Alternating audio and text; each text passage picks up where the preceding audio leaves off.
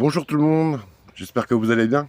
Donc aujourd'hui nous sommes le 26 avril et les tomates arrivent un peu partout. On va voir ça. Donc voici les nouvelles tomates de l'année 2023. Il y en a un peu partout, aussi grosses que ça. Bon bah on va attendre que ça se réchauffe un peu plus et je pense qu'on en aura pour le mois de juin, bonne à cueillir et à manger. Vous voyez.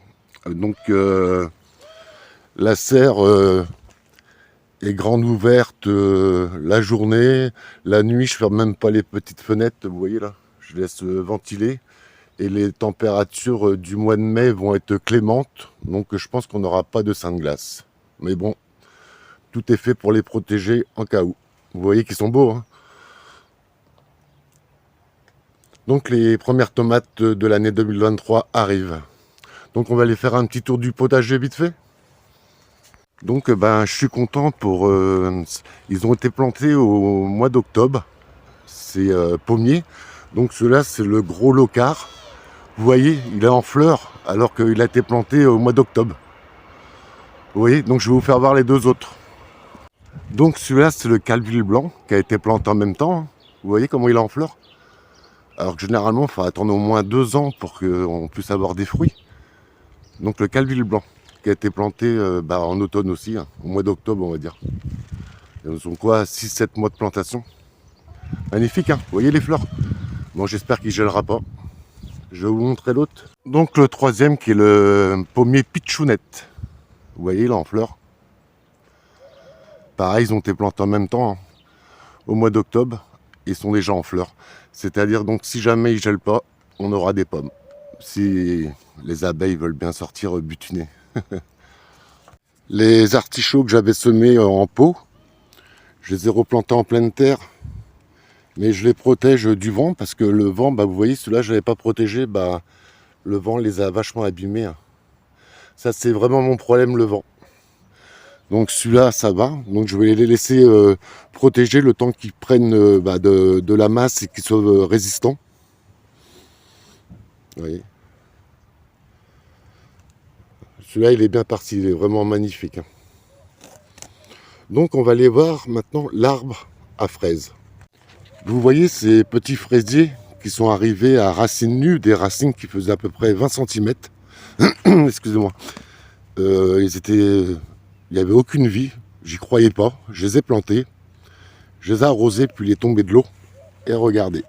Ça, on appelle ça l'arbre à fraises. Pourquoi? Parce que normalement, il est censé monter jusqu'à 1 mètre, voire 1,50 m. Donc j'ai préparé une structure. On verra bien ce que ça donnera.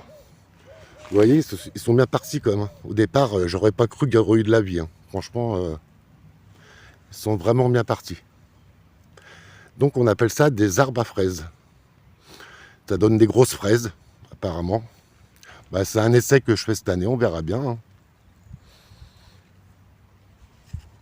Là, tous les fraisiers sont en fleurs. Donc si j'ai le temps, on devrait manger des fraises bientôt. Comme ils annoncent du soleil pour la semaine prochaine, des températures positives. Tout ça, c'est en fleurs.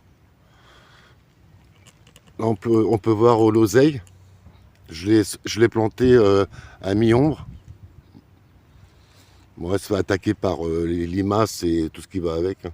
On verra bien. Donc là, on a les choux brocolis perpétuels. Ça, faut vous dire que ça va prendre 1 mètre de hauteur et 1 mètre en largeur.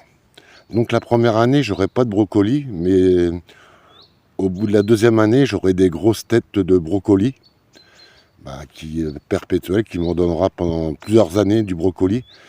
Et si vraiment vous voulez des graines, quand il faut le laisser monter en graines, par contre, quand vous le laissez monter en graines, il faut savoir qu'après, il meurt. Donc il faut vraiment ramasser les têtes de brocoli, pas les laisser aller jusqu'en graines, autrement, il faut savoir que votre pied mourra. Donc important de ramasser les têtes de brocoli. Donc 1 mètre de hauteur et 1 mètre de largeur. J'en ai déjà planté, mais je crois que je vais en faire une petite haie dans un coin parce que ça va prendre énormément de place dans un petit potager. Mais ça, c'est vraiment ma réussite cette année.